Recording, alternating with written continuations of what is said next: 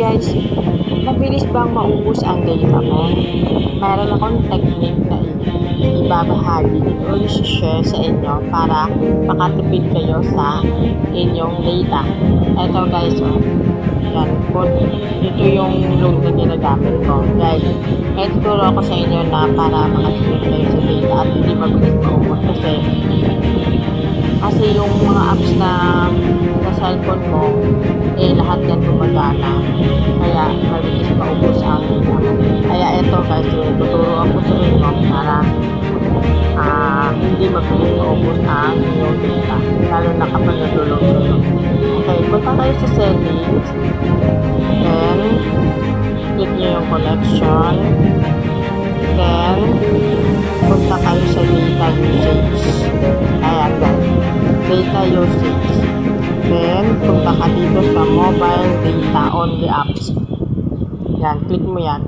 Ayan guys, itong apps na to, lahat na yan, app na yan, gumagana yan.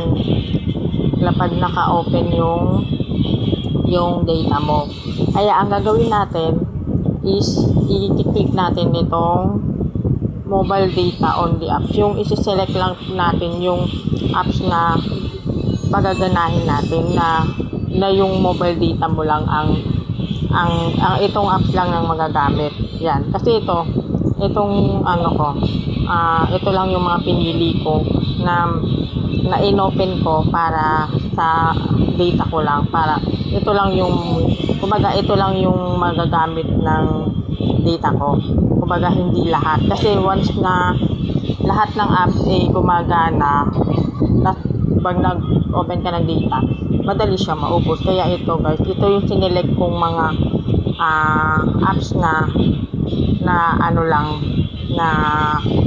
yan lang yung magagamit ng data ko. Kaya hindi na siya mabilis maubos, kasi minsan yung 1 week kong data is nauubos lang 3 days pa lang. Ngayon 3 days na ako, ang laki pa rin po ng data ko. Kaya yan, ipipiliin nyo, i-on mo lang po yan.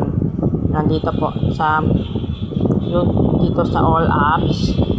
Yan, select mo yun, pipindutin mo lang, pipili ka lang po dyan, katulad nung piliin mo yung Facebook, i-on mo lang siya, i-on mo lang yung Facebook. Yun lang yung magagamit ng data mo. Facebook, TikTok, or mga YouTube, yung ganon.